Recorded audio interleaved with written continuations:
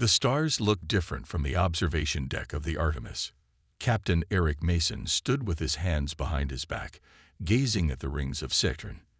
Humanity had come far in the last 50 years. Colonies on Mars thrived with over 10,000 people.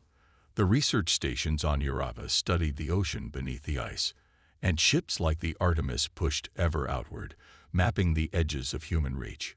"Captain, you might want to see this." Lily Winter's voice came through the ship's comm system. Mason turned away from the viewport and headed to the bridge. Lily sat at her communications station, her eyes fixed on her screen. Her fingers moved quickly over the controls as strange patterns danced across the display. "What am I looking at, Winters?" Mason asked. "A signal, sir. It's not one of ours. It's not random space noise either. It has patterns, repetition." She looked up at him, excitement in her eyes. "I think someone is trying to talk to us." Mason felt his heart rate increase. After decades of searching the stars, humanity had found nothing but microbes and fossils. If Lily was right, this would change everything. "Where is it coming from?" "Just beyond Titan's orbit. And sir, it's getting stronger." Mason called the crew to their stations. First Officer Ray Collins arrived first, followed by Dr. Greg Powell, the ship's science officer. "We need to approach with caution," Mason said. "Ray, set course to investigate, but keep us at a safe distance." "Dr. Powell, I want all sensors recording." "Lily, keep working on that signal." The Artemis changed course, moving closer to the source of the mysterious transmission. The bridge was quiet except for the occasional beep from the instruments. "Signal decoded, Captain," Lily announced after 20 minutes. "It's a simple mathematical sequence, followed by what appears to be a greeting in several Earth languages." "They've been studying us," Powell said. "Or they have really good translator programs," Ray added. "I'm putting it on screen now," Lily said. The main screen filled with symbols that shifted into words. "Greetings, humans of Earth. We are the Viridians. We come in peace and wish to establish contact." "My God," Powell whispered. "Captain, I'm detecting a ship," Ray said, his voice tense. "It just appeared on our sensors." "It's big, sir. Much bigger than the Artemis." The screen changed to show a massive vessel. It was unlike anything designed by human engineers. The ship had a smooth, curved hull that seemed to shimmer with a greenish tint. Parts of it appeared almost transparent, while others were solid metal. "They're hailing us again," Lily said. "Open a channel," Mason ordered, straightening his uniform. He took a deep breath. "This is Captain Eric Mason of the Earth vessel Artemis. We receive your greeting and return it with our own. We wish for peaceful contact." The screen flickered, and Mason found himself looking at the first alien ever seen by human eyes. The Viridian had an insect-like appearance, with large compound eyes and a hard exoskeleton. Its upper body was humanoid, with 4 arms rather than 2, each ending in 3-fingered hands. The lower body was hidden from view. "Captain Mason," the alien said in slightly accented English, "I am Commander Zex of the Viridian Exploration Fleet. We have observed your species from afar and decided the time for meeting has come." Within hours, the news reached Earth. The Interplanetary Coalition convened an emergency session. After debate, they sent a diplomatic team to meet the Viridians near Saturn. Diplomat Ben Rogers and xenobiologist Kate Murphy boarded the fastest ship available. A week later, they met with the Viridian delegation aboard their ship. The talks went well. The aliens seemed peaceful and offered to share some of their technology in exchange for resources and the right to establish an outpost in the solar system. After signing a preliminary agreement, the human delegates returned to their shuttle. Commander Zex turned to his second. "These humans are more advanced than we anticipated," he said. "But still far behind us technologically," his officer replied. "Yes, they will be surprisingly useful for our purposes. Prepare the next phase." As the human shuttle departed, None of its occupants saw the Viridian ship transmit a coded message toward a distant star. 6 months had passed since the first meeting with the Viridians. Earth and its colonies buzzed with excitement about the alien alliance. New technologies arrived from Viridian ships almost weekly. Faster engines, better medical tools, improved farming methods. People started to believe that a golden age had begun. Alan Phillips did not share this belief. The scientist sat in his small lab on the outskirts of the Mars colony, staring at his computer screen. For weeks, he had been studying the Viridian database that Earth scientists were given as part of the knowledge exchange. Something was wrong. "Computer, run that analysis again," Alan said, rubbing his tired eyes. The computer beeped and displayed results that matched his fears. The technical data the Viridians shared had gaps in it. Important pieces were missing. Why would allies hold back information? His comm unit buzzed. He answered to see Nicole Grant's face. As a military analyst for Earth's defense forces, she rarely called without reason. "Ellen, are you alone?" she asked, her voice low. "Yes. What's wrong?" "I need to send you something. Check your secure channel." Alan opened the secure channel and watched as data appeared on his screen. Ship movements, scans of unknown objects near Jupiter's moons, unusual energy readings. "What am I looking at, Nicole?" "Viridian ships where they're not supposed to be. They told us they'd only operate in the agreed sectors, but we've tracked at least 5 vessels moving near our outer colonies. When questioned, they claim navigation errors." Ellen frowned. "That's a lot of errors." "There's more. The settlement on Ganymede reported unusual scanning activities last week. The Viridians said it was standard research, but those scans focused on our defense systems and population centers." Alan's concern deepened. He shared his own findings with Nicole. The missing technical data. The strange gaps in the Viridian cultural information they had been given. "We need to take this to Director Spencer," Nicole said. 2 days later, they sat in Frank Spencer's office at Coalition headquarters in Geneva. The director of the Earth Coalition listened to their concerns with a bored expression. "So you have some missing data and a few ships that drifted off course," Spencer said when they finished. "This is hardly evidence of anything sinister." "Sir, these patterns suggest," Nicole began. "They suggest nothing," Spencer cut her off. "The Viridians have brought us more advancement in 6 months than we achieved in 50 years on our own. I won't jeopardize that relationship based on your paranoia." "But sir," Alan tried, "this meeting is over. Return to your regular duties and stop this nonsense. That's an order." Outside Spencer's office, Alan turned to Nicole. "He didn't even look at our evidence." "Something's not right," Nicole said quietly. "Spencer has always been cautious about new threats." "We need help. Someone who can access more data," Alan said. "I know a person." The next day, Alan met Dr. Olivia Martinez at her university office in Boston. They had worked together years ago before taking different paths. If anyone could help make sense of the Viridian data, it was Olivia. "You think the Viridians are hiding something?" she asked after Alan explained the situation. "I know they are. The question is what and why." Olivia agreed to help. With her expertise in xenobiology and data analysis, she quickly found more problems. The Viridian medical information contradicted itself in key areas. Their claimed history had timeline inconsistencies, but the most disturbing discovery came 3 weeks later. Olivia called Alan and Nicole to her lab late one night. "Look at this," she said, showing them an astronomical analysis. "These are radiation signatures from Viridian ships. I found them in old data from our deep space telescopes. Data from 7 years ago." 7 years. Nicole's eyes widened. "But first contact was only 6 months ago." "Exactly," Olivia said. "They've been watching us for years before they ever said hello." Alan stared at the evidence. "They lied about first contact. What else are they lying about?" "I think we need to find out," Nicole said, "before it's too late." Outside Olivia's lab, A small drone hovered silently near the window.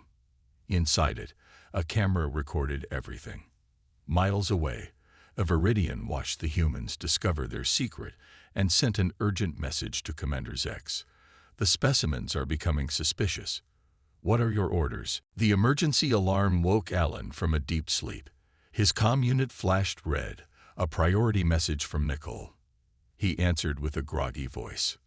Alan, turn on your newsfeed. Now. He did as she asked. The screen lit up with images of Europa Research Station. The reporter looked worried as she spoke. We repeat, all contact with Europa Research Station has been lost. The station housed 57 scientists and support staff. Attempts to reach anyone at the facility have failed. A rescue team has been dispatched. Alan felt his stomach tighten. What happened? No one knows, Nicole replied. But it gets worse. 3 mining outposts in the asteroid belt went dark at the same time. Over 100 people, all missing in the same 6-hour period. The Viridians? They claim no knowledge and have offered ships to help search. Director Spencer accepted their help. Alan shook his head. We need to warn people.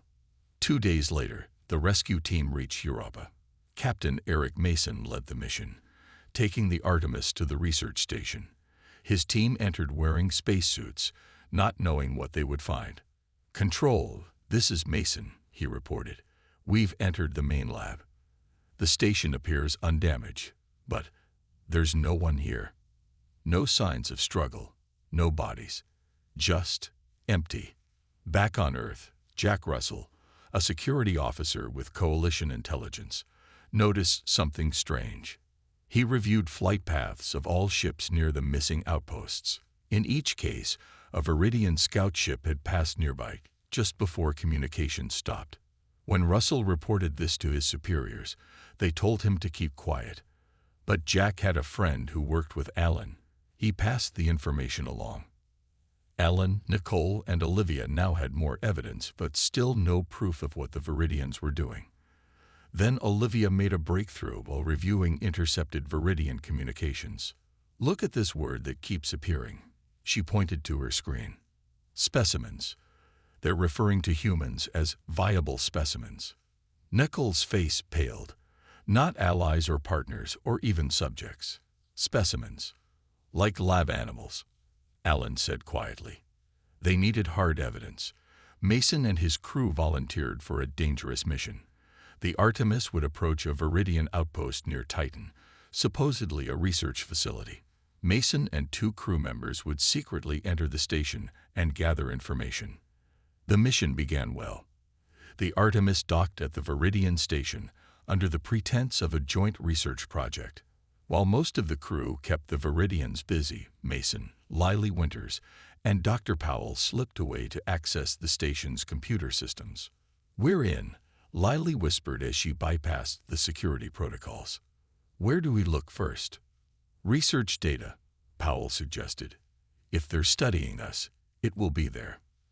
They downloaded as much information as they could. Suddenly, Lily gasped as images appeared on her screen. Humans floating in large tanks. Others strapped to tables while Viridian scientists worked on them. Medical diagrams of human bodies, marked with notes in the alien language. Oh my God, she whispered. They're experimenting on us. Powell quickly translated some of the text. They're analyzing human brain tissue. Something about a unique protein our brains produce that they can't synthesize. An alarm suddenly blared. We've been detected, Mason said. Get everything you can, and let's move. They ran back toward the Artemis, pursued by Viridian security forces. Laser fire echoed through the corridors. Powell fell, hit in the leg. Mason helped him up as Lily provided covering fire. They barely made it back to the ship. The Artemis undocked and fled, taking heavy damage as it escaped the Viridian defense systems. As they limped back toward Earth, Mason looked at the data they had stolen. The truth was worse than they had feared. The Viridians weren't allies. They were harvesters, and humanity was their crop. Send everything to Earth, Mason ordered. Everyone needs to know what we're really dealing with. Behind them, the Viridian fleet began to move. Their cover was blown. The time for pretending was over. The Earth Coalition gathered in their emergency chamber. The room was packed with leaders from every colony and Earth nation. On the large screen at the front, images from the Artemis played. Pictures of humans in tanks, videos of experiments, data files showing the Viridians' plans. The room was silent when the presentation ended. Then all at once, everyone began to shout. Anger filled the chamber. Some called for immediate war. Others wanted to try talking first. A few still didn't believe the evidence. Admiral Laura Keating stood up. At 62, she was the most respected military leader in the coalition. The room quieted as she spoke. I've reviewed Captain Mason's data myself. There is no doubt about what we're seeing. The Viridians have taken our people to use them in experiments. They see us as lab animals, not equals. Coalition Vice Chair Susan Wells asked, "How many people are missing?" "At least 500 from the research stations and outposts," Keating said. "But the Viridian files suggest they've been taking people for months. Small numbers from remote areas. The total could be in the thousands." The chamber doors burst open. Director Frank Spencer stormed in with security guards. "This meeting is not authorized," he shouted. "I order you all to disperse at once." Jack Russell stepped forward. "Director Spencer, we have evidence that you've been working with the Viridians." He held up a data pad. "Financial transfers from Viridian accounts to yours. Communications showing you helped them target remote outposts." Spencer's face went pale. "You don't understand. They promised to spare Earth if I helped them. They're too powerful to fight."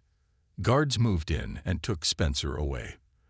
The room fell silent again. Admiral Keating took control. "We need to prepare for war. The Viridians will know by now that we've discovered their true purpose." On every screen across Earth and the colonies, an emergency broadcast began. It showed the evidence from the Artemis.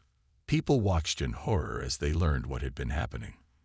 Then the broadcast was interrupted. The face of a Viridian appeared on all screens. It was Zex, the commander who had first greeted humanity. "People of Earth," he said, his voice cold. "Your intrusion into our research facility was unfortunate. You have misunderstood our intentions. The subjects we collected were being studied for the greater good of both our species." Zex continued, "We classified humans as non-sentient research material based on our initial studies. Your brain chemistry produces a substance vital to our existence. We require more specimens to complete our work." The broadcast cut to images of a massive Viridian fleet moving toward Earth. "Surrender the required number of specimens, and the rest will be allowed to continue their existence. Resist, and we will take what we need by force." The broadcast ended. Across Earth and the colonies, people's shock turned to rage. In the coalition chamber, Admiral Keating stood again. "They crossed the line," she said. "They came to our home, pretended to be friends, and took our people for experiments. They still think we're just animals." She looked around the room. "I need full emergency powers to coordinate our defense. All military and civilian resources must be directed to this fight." The vote was unanimous. Humanity would not surrender a single person. Keating's first order was to evacuate civilians from the outer colonies to Earth and Mars. Her second was to recall all military ships to defensive positions. Her third was to officially declare war on the Viridian Collective. As the news spread, volunteers flooded military recruitment centers. Weapons factories shifted to 24-hour production. Scientists worked around the clock to understand Viridian technology captured from their outpost. Captain Mason stood on the bridge of the repaired Artemis. His crew, though still mourning Dr. Powell, who had died from his injuries, prepared for battle. "They think we're just animals," Mason said to his crew. "They're about to learn what happens when you corner a dangerous animal." The first Viridian attacks would begin within days. Humanity had little time to prepare, but they had something the Viridians didn't understand: the absolute determination to protect their own. The Viridian attack came at dawn, Earth time. Their ships appeared near Mars without warning, massive vessels that dwarfed human battleships. They fired energy weapons that cut through the orbital defenses like paper. Within hours, 3 Mars colonies were under heavy attack. Admiral Keating watched from her command center on Earth's moon base. The screens showed human ships being destroyed one after another. The Mars Defense Fleet fought bravely, but was heavily outnumbered. "Pull back the remaining ships," she ordered. "We can't win a direct fight yet." Colonel Sam Harris objected. "Admiral, that leaves the Mars colonies undefended. The colonies have their underground shelters.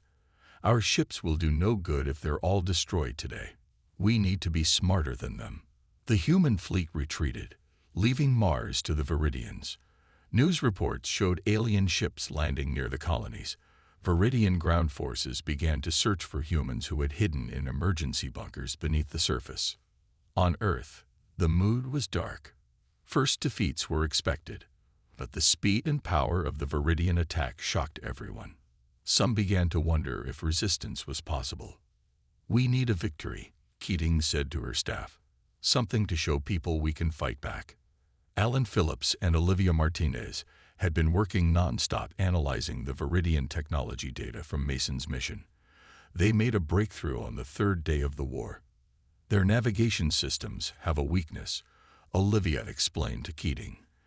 "They use a specific frequency to sync between ships. If we disrupt that frequency, they can't coordinate their movements." "Can you make something that will do that?" Keating asked. "A virus," Alan said. "We can build a virus that will spread through their fleet and scramble their navigation." Keating gave them everything they needed. 3 days later, they had a working virus. Now they just needed to get it into the Viridian network. Captain Mason and the Artemis were chosen for the mission. The ship had been quickly refitted with better weapons and shields taken from Viridian technology. "Your job is to get close enough to upload the virus," Keating told Mason. "Then get out fast." "And if we can't get out?" Mason asked. "Then make it count," she replied. The Artemis approached a Viridian supply fleet near Jupiter. They pretended to be damaged and drifting. When a Viridian ship moved in to capture them, they struck. Lily Winters, now the ship's second officer, led a small team that boarded the Viridian vessel. They fought their way to the central computer and uploaded the virus. Within minutes, it spread to all connected Viridian ships. The effect was immediate. Viridian ships began to move erratically. Some crashed into each other. Others drifted off course. The carefully coordinated Viridian fleet fell into chaos. Keating seized the opportunity. Human ships attacked the confused Viridian fleet from multiple directions. For the first time, they scored a significant victory, destroying 30 Viridian vessels with minimal losses. The news spread across Earth and the colonies. People celebrated in the streets. Hope returned. But the war was far from over. The Viridians adjusted quickly, isolating their navigation systems to prevent further virus attacks. They continued their push towards Earth. Reports came in from the Mars colonies. The Viridians were rounding up humans and loading them onto transport ships. Those who resisted were killed without mercy. Mason led a daring raid on one of these transport ships. His team boarded the vessel and fought through heavy Viridian resistance. They found hundreds of humans in stasis pods, ready to be shipped to Viridian research facilities. "Get these people out of here," Mason ordered his team. "Set charges on the engines." They managed to rescue most of the captured colonists before the Viridian reinforcements arrived. As they escaped, the charges detonated, destroying the transport ship and 2 Viridian cruisers that had docked with it. One of the rescued colonists was a scientist who had been kept awake to assist the Viridians. He had critical information. "I know why they're taking us," he told Mason as the Artemis fled back to Earth. "They need something only humans have, something in our brains that they can't live without." For the first time, humanity understood exactly why they had been targeted. And knowledge, as they were about to prove, was power. Dr. Olivia Martinez worked without sleep for 3 days straight. The rescued scientist, Dr. Peter Gaines, had brought back samples of the Viridian research. Now Olivia and her team analyzed them in the secure lab beneath Geneva. "I've found it," she finally announced, her eyes red from exhaustion. "The Viridians need a protein our brains produce naturally. Their species once made it too, but they evolved past that ability. Now they can't survive without it." Alan Phillips looked at the data on her screen. "So they need us to live?" "Yes, they've been harvesting it from captured humans. Based on these notes, each Viridian needs the protein from at least one human brain per year to prevent their neural systems from breaking down." Admiral Keating received this news with a grim expression. "How many Viridians are there?" "Billions," Olivia answered. "Their home world and colonies hold at least 4 billion of their kind." "So they need 4 billion humans every year," Keating said quietly. "Now we know why they classified us as research material. We're not allies. We're their food source." The war had been raging for 3 weeks. Earth's outer defenses were holding, but barely. The Viridians had taken control of most space beyond the moon. Mars remained under their control, though resistance fighters hid in the deep tunnels, striking when possible. With this new information, Earth's scientists began working on 2 projects. The first was a way to protect humans from being used as protein farms. The second was to find the Viridians' weaknesses. Engineer Paul Chaves made the first breakthrough. He studied the Viridian exoskeletons and found they used metallic compounds to transmit neural signals. "They're vulnerable to targeted electromagnetic pulses," he explained to Keating. "Not regular EMPs that knock out all electronics. These are special ones that only affect their neural pathways." Keating ordered immediate production of EMP weapons based on Chavez's design. Within days, human soldiers carried them into battle when the Viridians tried to land forces near the Atlantic defense perimeter. The Viridians expected easy victories against what they considered inferior beings. Instead, they faced determined resistance from soldiers armed with weapons that specifically targeted their biology. The EMPs didn't damage their equipment but locked up their exoskeletons, leaving them helpless. For the first time, the Viridians were pushed back from Earth's surface. In space, the battles continued. The Viridians had larger, more powerful ships. But humans proved more creative in their tactics. Captain Mason and other ship commanders used asteroids as cover, set traps with mines, and executed surprise attacks from unexpected angles. "They fight like machines," Mason told his crew after a successful ambush near Europa. "Always the same patterns, the same responses. They don't adapt quickly." This became humanity's advantage. The Viridians, with their hive mind approach, struggled against unpredictable human tactics. Their logical, methodical strategies failed when humans did the unexpected. Jack Russell now led special commando teams trained to infiltrate Viridian ships. They would sneak aboard, plant bombs in critical areas, and escape before the Viridians knew they were there. These missions destroyed dozens of enemy vessels without risking human fleet engagements. The Viridian leadership began to realize their mistake. A transmission intercepted by Earth intelligence revealed their confusion. "These humans do not behave as our studies indicated," a Viridian commander reported to their High Council. "They sacrifice tactical advantage for emotional reasons. They take risks no logical species would attempt. Their small ships attack our dreadnoughts without hope of victory, yet sometimes succeed through methods we cannot predict." Another Viridian replied, "Perhaps our classification was premature. These may not be simple research specimens. It is too late for such considerations." The first responded, "They fight with unexpected ferocity. We must bring more forces from the home systems." When Keating heard this transmission, she smiled for the first time in weeks. "They're finally figuring it out," she told her staff. "They thought we were simple animals they could harvest at will. Now they're learning what happens when humanity is pushed too far." She looked at the battle maps showing Viridian positions. It's time to take back Mars. 1 year had passed since the war began. The map of the solar system showed a changed situation. Earth remained free. The moon bases had held strong. Mars, after 3 months of brutal fighting, was back in human hands. The outer colonies were still contested, with battles raging across the moons of Jupiter and Saturn. Admiral Keating stood before the Coalition Council, now meeting in the underground chambers of New Geneva. The old city had been destroyed in a Viridian attack 6 months earlier. "The war has reached a turning point," she said. "We've pushed them back to the asteroid belt, but they continue to bring reinforcements from their home systems." The screens showed the latest intelligence. A massive Viridian fleet was gathering beyond Neptune, larger than any force seen before. "They're preparing for a final push," Keating continued. "If they break through our defenses, Earth will fall." Council Leader Wei asked, "Can we hold against such numbers?" "Not with conventional tactics," Keating admitted, "but Dr. Martinez and her team have completed work on our new weapon." Olivia Martinez stepped forward.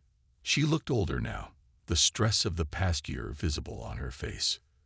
"We've developed a bioweapon that targets the Viridian neural system," she explained.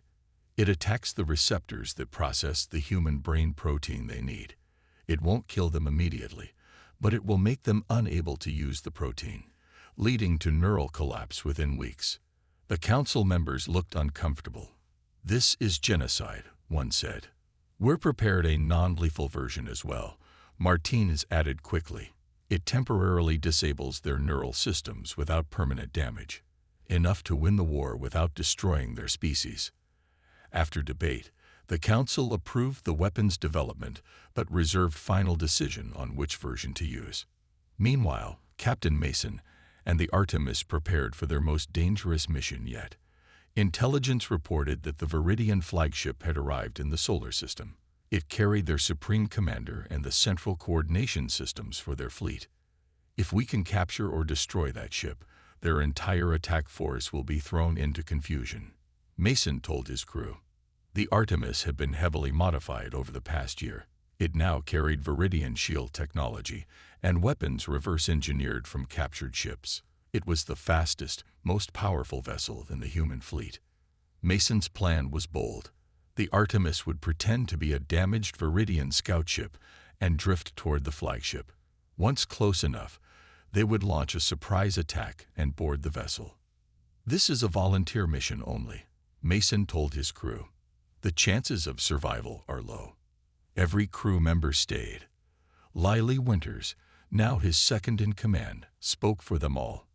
"They took our people, our colonies, and our peace. We're going to take their ship." The mission began well. The Artemis, disguised with hull plates from a Viridian vessel, approached the massive flagship without raising alarms. They were scanned twice but passed as a returning scout.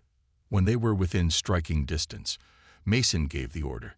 The Artemis dropped its disguise and fired all weapons at the flagship's engine section. The surprise attack hit before the Viridian shields were at full power. "Boarding teams, go," Mason ordered. Lily led the first team through the breach they had created. Jack Russell led the second. Fighting was intense as they pushed toward the command center.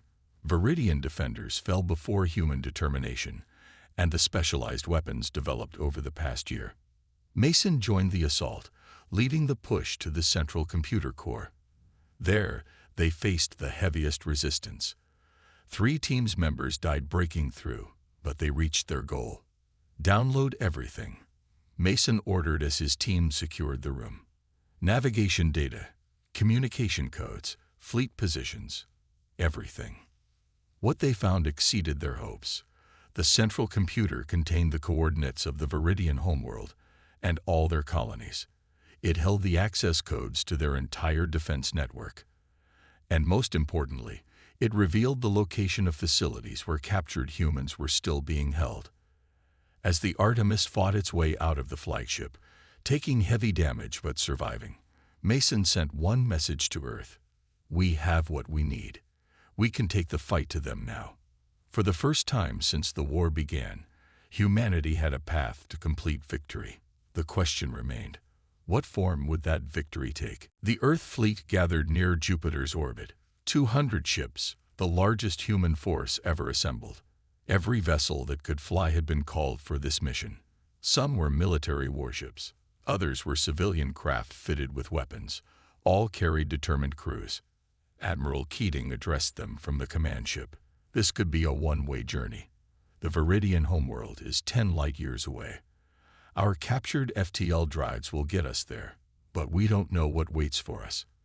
Anyone who wishes to stay behind may do so without shame. No one left. Captain Mason led the vanguard. The Artemis, now rebuilt with Viridian technology, would be the first human ship to enter another star system. FTL drives charge, Lily reported from her station. All ships report ready. Mason took a deep breath. Let's make history. The human fleet vanished in flashes of light, entering the FTL corridor that would take them to Viridian space. They emerged near the third planet of a yellow star. The Viridian homeworld hung before them, surrounded by orbital stations and defense platforms. The stolen access codes from the flagship worked. The automated defenses remained silent as the human fleet approached. The surprise was complete. By the time the Viridians realized what was happening, human ships had already disabled half their orbital defenses. They're scrambling their fleet, Lily reported. 5 minutes until they can respond. That's all we need, Mason replied. Deploy the weapon. From the lead ships, small probes launched toward the planet.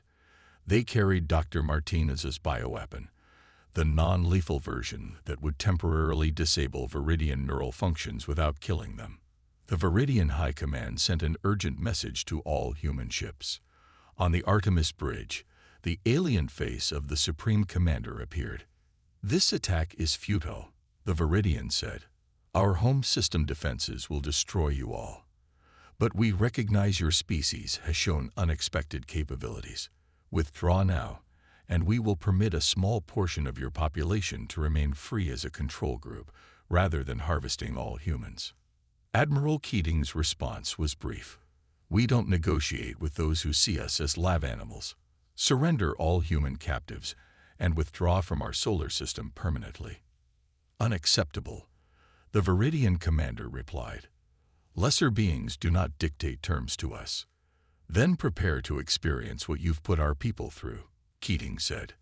The battle for the Viridian homeworld began. Their ships, caught unprepared, emerged from their docks to find human vessels already inside their defense perimeter. What should have been an easy defense became a chaotic fight. On the planet below, the bioweapons spread through the atmosphere. Viridian cities fell silent as their population lost neural function. Not dead, but helpless.